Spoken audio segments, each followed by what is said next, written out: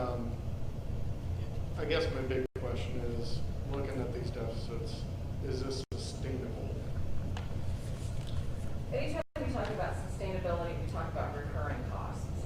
So if you include a $1,000 raise for someone, that's a sustainable cost. It's something that's going to accumulate and build year over year. If you're talking about a bonus or a capital outlay of some sort, those are considered more of a one-time nature. Right. You don't want to load your budgets with a lot of new recurring costs. It's understandable that you may need to make certain one-time costs, but just keep in mind that you are adding things that would need to be paid for year in, year out. The $61,000 deficit right now, yes, is sustainable, but that's not knowing anything else that you may need to add to this fund in the future. Or if a bonus was turned into a raise or vice versa, that can be sustained. You have reserves here, and at some point, things are going to come back up.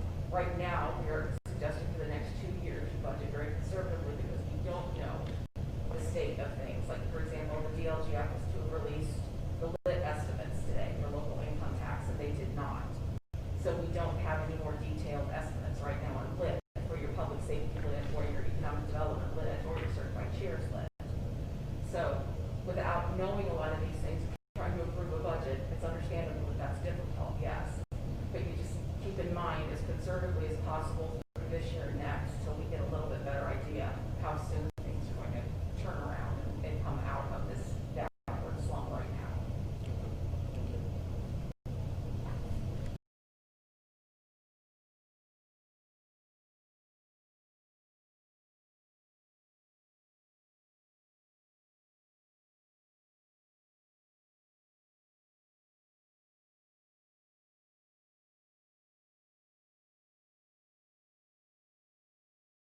Paige Sandstone, I'm a partner with Baker Tilly Municipal Advisors.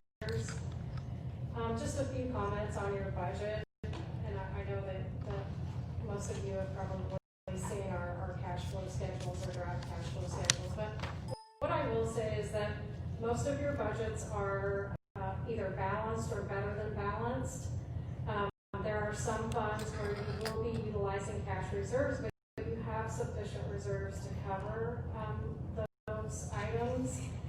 I guess just overall what I would like to say is that, I'm going to say this to you as I've said to all of my other municipal clients, that we suggest that you take a conservative approach to budgeting as we go through this pandemic, not only this year, but in 2022.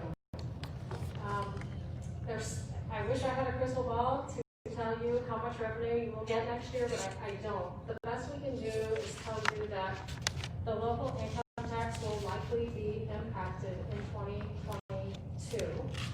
2021, you received your estimated local income tax, and it was higher than anticipated. But one of the reasons why it may be higher is that the state is using 14 months worth of return information instead of the normal 12.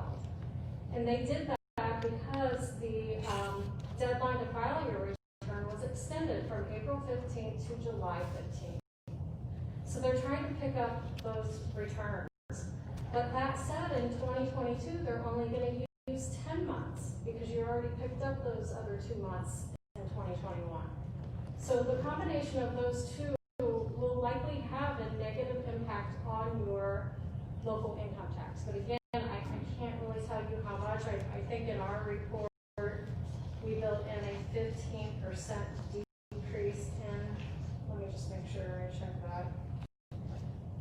We built in, it was a 10% decrease for 2022. I don't know if that's conservative or not conservative enough, but I guess that's the point of all of this, is that with COVID, as you know, things are constantly changing and we're in a state of uncertainty. The pandemic continues. So just as you're considering your budget, I just offer, take a conservative approach. I know you have some things built into this year's budget, the salary increases, for instance, 2021's budget. It appears that you can fund those. not only in 2021, but 2022. But again, that's based on the assumptions we're using. Should local income tax decrease by more than 10%, then you're going to get in a situation where you will be utilizing cash reserves. Now, maybe it'll bounce back up in 2023. That's what we're hoping. We're hoping local income tax will make a correction. But how quickly, I don't know. Standing here today, I didn't think the pandemic would still be going on, quite frankly. But here we are in October, and it's hard to see an end in sight. So that's the only thing I would offer to you. I mean, your budgets are funded as proposed, but just be mindful of what may happen going into the future. Okay. Questions, comments for Paige?